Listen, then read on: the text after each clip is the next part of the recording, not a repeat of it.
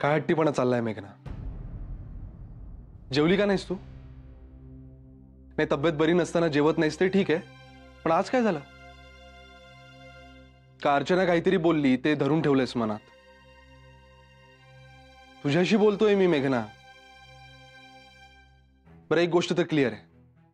परवाही म्हणालो मी तुला की तुझ्या माझ्यात तुला जे आणि जे मनात आहे तेच वागायची पूर्ण मोकळीक आहे. पण घरातल्यांबरोबर वागताना तुला सगळे नियम पाळावेच लागतील. तिथे आपल्या मूड्सला मुरड घालायला हवी. प्रत्येक वेळी माई तुझी समजूत घालायला येते. हा, घरातले सगळे तुझा मूड खराब होणं, तुझी तब्येत बिघडणं, रडणं सगळं समजून घेतात. आपल्यामुळे पार्टी कॅन्सल झाली याचाही माईने, अमित दादाने काहीच बाऊ नाही केला. आता अर्चना थोडी तणतणली, पण ते ठीक आहे ना, इट्स ऑब्वियस. तुला जेवायला न येण्याचं काहीच कारण नाही, आणि काही कारण असेल तर ते सांग तरी. बरं, मला जेवायची इच्छा नाही असं तरी म्हणायचं, पण नाही, तू कोरड्या शब्दात सांगून निघून आलीस, मला जेवायचं नाहीये. मेघना, आपल्या घरात दिस इज नॉट डन. माझ्या प्रत्येक वागण्याचा एवढा का किस पाडताय तुम्ही? हो, मान्य आहे मला, मी आणि फक्त मीच चुकतेय. माझं सगळं चुकतंय रे आदित्य. माझं चुकतंय, माझ्या बाबांचं सुद्धा चुकतंय. मला ना कंटाळा आला त्या सगळ्या चुकांचा. पण तू हायपर का होतेस?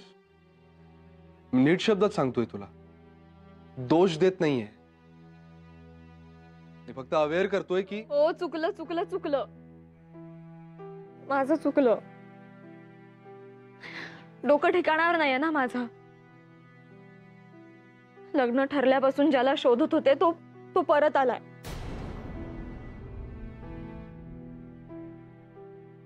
आदित्य नगरकर परत आलाय.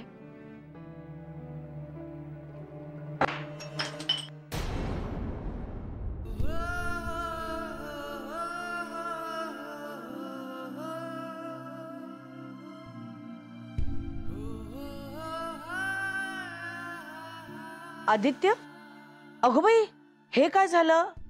मला ना काहीतरी फुटल्याचा आवाज आलाच म्हणून धावत आले. काय नाही ग माई, ते हो, काही नाही माई, मी त्याला ग्लास देत होते, पण हाताला क्रीम लागला होता ना, त्यामुळे हातातून ग्लास निसटला. सॉरी हा माई. अगं सॉरी काय त्यात, ठीक आहे, असं होतं कधीतरी. पण आता हे काच भरायला पाहिजेत, हो की नाही? थांब, हलू नकोस ना, आधी मी आले. माई राहू दे ना, मी भरून घेते काचा, डोंट वरी. बर, ठीक आहे, पण आधी ओल्या फडक्याने भरून घे, आणि नंतर जमीन कोरडी झाली ना की परत केरसुडीने केर काढून घे. अगं नाहीतर कोणाच्या तरी पायात जातील काचा, आणि एखादा जरी तुकडा पायात रुतला ना तरी कठीण होईल. आणि तू हलू नकोस जागेवरतीच होईपर्यंत, कळलं ना? अगं काही नाही ग माई, स्लीपर्स आहेत ना पायात. बर, ये ग.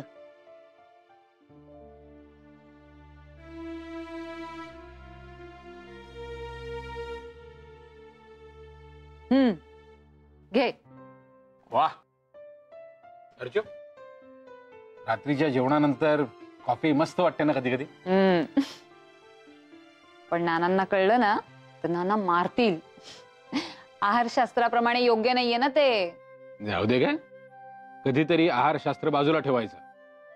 शेवटी आपल्या जिभेचे लाड पुरवायला हवेतच ना. पण लाड थोडेच झाले ना तर बरे असतात. अति लाडाने सगळी गडबडच होते नाही का? गाडी कुठल्या दिशेने चालली? तुला काही वेगळं सांगायला हवं का ते?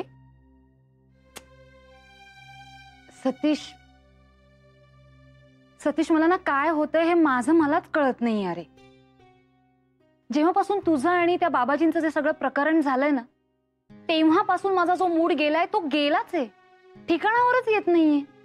उलट त्यात जास्त भर पडतीये. अर्चू, तू मेघनाच्या मागे का लागलीयस? काय बिनसलंय? हा, असं काय घडलंय? तू एक काम कर, सुरेश रावांच्या जागी आपले नाना आहेत असं इमॅजिन करून बघ. काही काय आपले नाना असं नाही वागणार? हा, कबूल आहे, आपले नाना असं वागणारच नाहीत. मला काय म्हणायचंय हे तुझ्या लक्षात येत नाहीये. बर चल, तू असं इमॅजिन कर की मेघनाच्या जागी तू आहेस. तुला आवडलं असतं असं? आपल्या वडिलांची टिंगलटवाळी केलेली तुला चालली असते? त्यांच्याविषयी वाईट बोललं जातंय, काय वाटलं असतं तुला? हे सगळं पटत नसूनही तू तसं त्यांना सांगू शकली असतीस? सांग ना, सांगितलं असतंस त्यांना? घे, तू सुद्धा आता तिचीच बाजू घे. नाही अर्चू, इथे बाजू घेण्याचा प्रश्नच नाहीये. आणि प्लीज, आपल्या कुटुंबामध्ये कुणी कुणाची बाजू घेतंय हा थॉट प्लीज प्लीज रुजू नकोस. मी अर्चू, मला काय म्हणायचं ते आधी ऐकून घे. हे बघ, त्यापेक्षा तू एक काम कर. मी जसा सुरेश रावांच्या समोरासमोर जाऊन भांडून आलो ना, सगळं मिटवून टाकलं, अगदी तसंच तू मेघनाच्या समोर जा आणि भांड तिच्याशी खणखणीत आवाजात. हम्म, जशी माझ्याशी भांडतेस. हम्म. सतीश, सतीश, मी भांडते तुझ्याशी.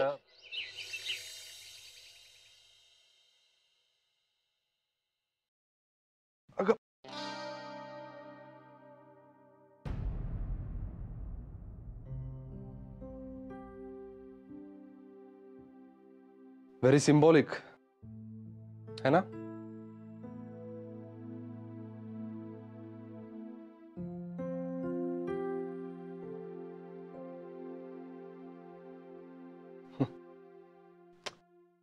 जस्ट किडिंग यार.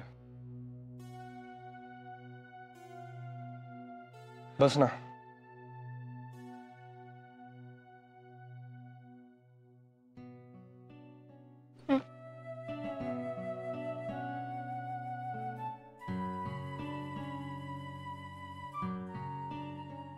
तुझ्या अपसेट होण्याची संगती आत्ता कळते मला.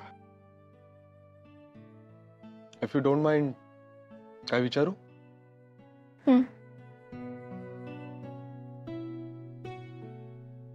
तो शेवटचा कधी भेटला तुला?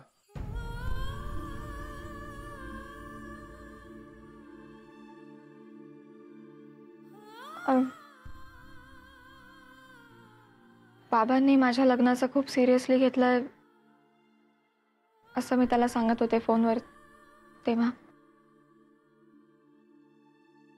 फोनवरच. त्याआधी नेहमीप्रमाणे बीचवर.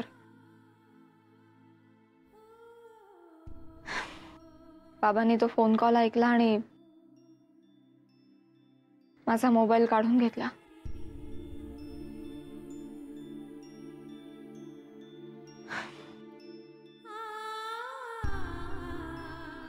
त्यानंतर नाहीच. लग्नच झालं आपलं. परवा एकदम कळलं की तो मुंबईत आलाय. त्याआधी इतकंच कळलं होतं की हिमालयात ट्रेक करत असताना जखम होऊन हॉस्पिटलमध्ये ऍडमिट होता तो. हो. म्हणजे कॉलेजमध्ये कळलं मला. It's okay. अच्छा, म्हणजे तो समोर येईल, पुन्हा भेटेल म्हणून कॉलेजला जात नव्हतीस का?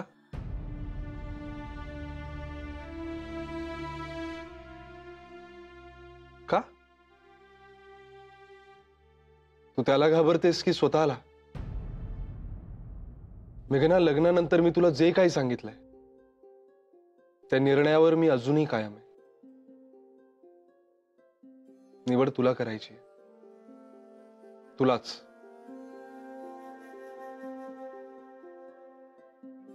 तुला तुझं खरं प्रेम मिळण्याचा हक्क आहे आणि मलाही हक्क आहे प्रेम खरं आहे का हे पारखण्याचा. तू नेहमी ज्याचा उल्लेख करतेस त्या माझ्या चांगुलपणाचं किंवा घरच्यांचं दडपण घेऊन जर तू माझी निवड करणार असलीस तर ती तुझी आणि माझी फसवणूक होईल आणि ते नकोय मला. प्रेम कसं अस्सल, बावन कशी असायला हवं.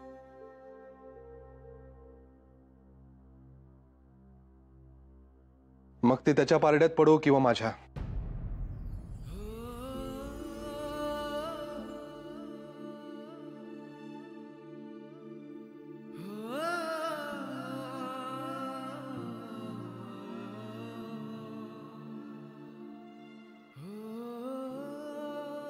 मेघना, हा तुझ्या आयुष्याचा प्रश्न आहे.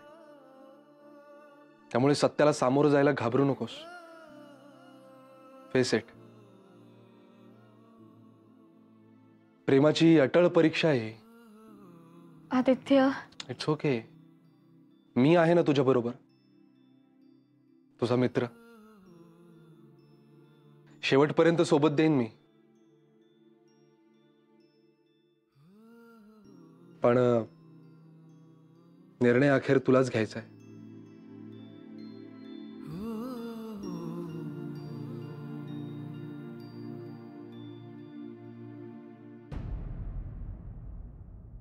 तुम्हाला सांगतो मेहेंदळे साहेब, अहो भल्या भल्यानं गप्प केलाय मी. नोकरीवर होतो ना तेव्हा टेरर होतो. भयंकर टेरर. पैसा आहे ना पैसा, भल्या भल्यानं जमीन दोस्त करतो. 24 तास तेच तर करायचो ना मी. नाही, पण मग आपण जे करतो ते चुकीचं आहे असं नाही तुम्हाला कधी वाटलं? लक्ष द्यायचं नाही आपण. त्यातून जास्तीच वाईट किंवा चुकीचं वाटलं की बाबाजींकडे धाव घ्यायची. नाही, पण कधी स्वप्नात येऊन बाबाजींनी तुमच्या कानफडात नाही मारली?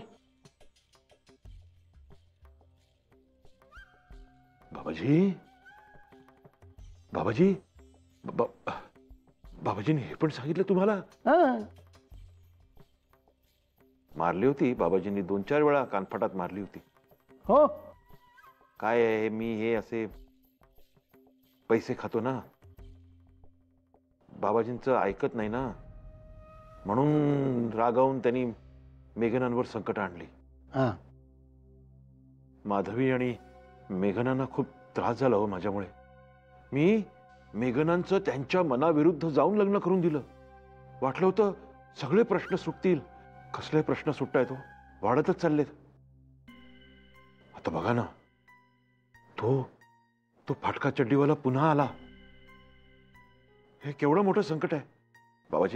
बाबाजी तुम्ही माझ्यावर किती रागवा, बाबाजी माझ्यावर किती रागवा, पण मेघनांवर कुठल्याही प्रकारचं संकट नको येऊ द्या. काय सांगितलंय मी? बाबाजींना सारखं सारखं हाका मारायची नाही, त्यांना डिस्टर्ब होतं सांगितलं होतं ना मी. आता बाबाजींनी मला जे काही सांगितलंय ते मी तुम्हाला सांगणार आहे. नीट लक्ष देऊन ऐका. तुमच्या ज्या गोळ्या चालू आहेत ना त्या तशाच चालू ठेवायच्या आणि मुख्य म्हणजे शांत राहायचं. बाबाजींनी मला जे सांगितलंय ते मी तुम्हाला सांगतोय, ते आदेश मुकाट पाळायचे. काय? हो, जय हो, जय हो. सॉरी. येतो.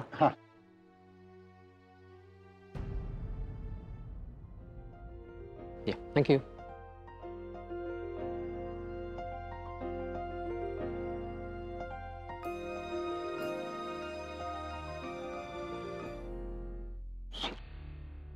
Okay, thanks. Excuse me. या. आपण आधी भेटलोय का?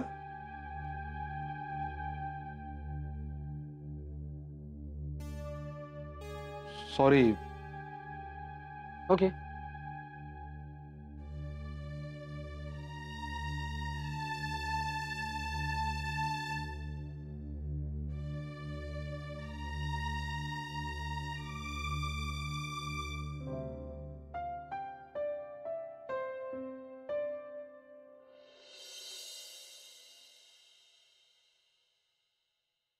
माई, सगळंच असं जरा डिस्टर्ब झाल्यासारखं वाटतंय नाही? अर्चू पण ना कधी कधी फार ताणून धरते. आणि मेघनाचं तर कळतच नाही मला कधी कधी. म्हणजे खूप जवळची वाटते ती कधी, आणि कधी खूप परकी. असं वाटतं की ती म्हणजे ना असा नेमून दिलेला सिलेबसचा अभ्यास करणारा विद्यार्थिनी असतात ना तशी आहे. म्हणजे आतून काहीच नाही, कर्तव्य केल्यासारखं वागायचं. अगदी बरोबर बोललीस ना तू.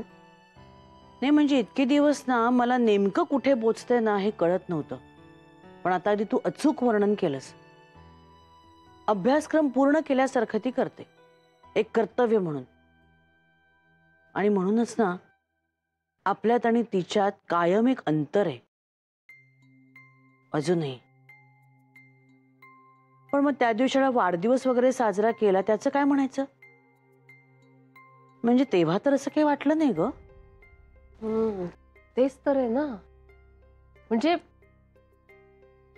मी तर ना माई आता विचार करणंच सोडून दिले. तिचा जसा मूड असेल ना तसं वागायचं. आज तिचा मूड चांगला आहे, चांगला वागा. आज तिचा मूड बरा आहे, बरं. भानगडच नको. पण अर्चूलाही जरा समजवायला हवा हा. अलीकडे फार करायला लागली ती. मला काय वाटतं ना माई, अर्चूचं ना तसं तेवढं चुकलेलं नाहीये. म्हणजे ते सतीशचं प्रकरण झालं ना, ते तिनं फार मनाला लावून घेतलंय. आणि त्यावेळी झालं नेमकं काय की तुम्ही काय, नाना, मेघना, आदित्य सगळ्यांनीच त्यांच्यापुढे जरा नमतं घेतलं ना. मला असं वाटतं की अर्चूच्या मनात तो राग अजून ठसठसतोय. नाही मला असं वाटतंय हा माई की अर्चूला असं वाटत असणार की माईंसाठी मेघनाला आणि तिला असा वेगळा वेगळा न्याय आहे. अगं पण विजया, प्रत्येकाची परिस्थिती आणि प्रकृती वेगळी नाही का? न्याय सुद्धा वेगळाच असणार ना प्रत्येकाला. प्रत्येकाला एकाच फुटपट्टीनं मोजणं बरोबर नाही, ती मोठी चूक आहे. अगं विजया, अर्चनाचा स्वभाव वेगळा, मेघनाचा स्वभाव वेगळा. एकीचा न्याय दुसरीला कसा लावू शकणार आपण? योग्य नाही ना ते.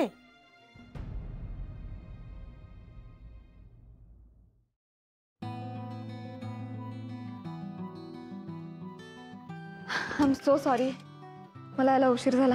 It's okay. Excuse me. Yes sir. 2 coffee. Okay sir. Thank you. Relax.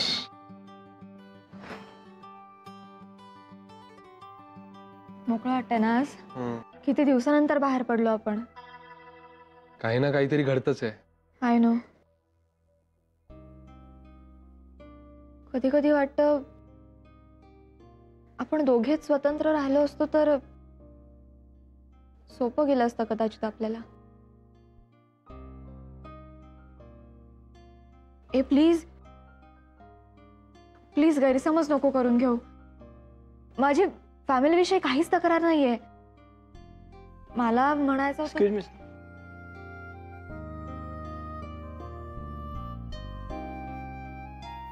Thank you.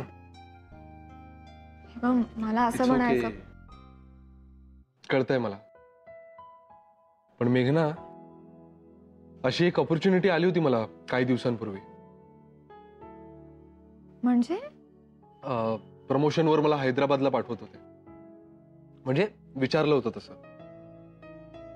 मग आय मीन काही बोलला नाहीस तू मला? काय तोपर्यंत आपली एवढी घट्ट मैत्री झाली नव्हती. शिवाय वेल तसंही आपण एकत्र असूनही एकटे एकटेच आहोत. म्हणजे नवरा बायको म्हणून. मग फॅमिली पासून दूर जाऊन त्या एकटेपणात आणखी भर कशाला करायची, असा विचार केला मी. ते खरंच आहे म्हणा. आणि आपली ही अशी जगावेगळी सिच्युएशन.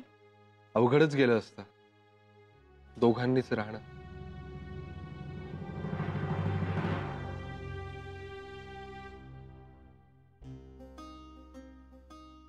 इथे आपलं नातं 4 माणसात लपून जातं. दोघं वेगळे राहिलो असतो तर आय डोंट नो. पण मेघना, आपण वेगळे राहिलो काय किंवा एकत्र राहिलो काय, जो प्रश्न आपल्या समोर आहे तो बदलला नसताच. आणि दिवसेंदिवस तो प्रश्न आणखीनच गुंतागुंतीचा होत चाललाय. आता तर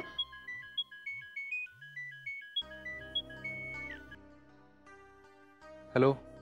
हो हो, निघतोय. पोचतो एक 15-20 मिनिटात. Okay, bye.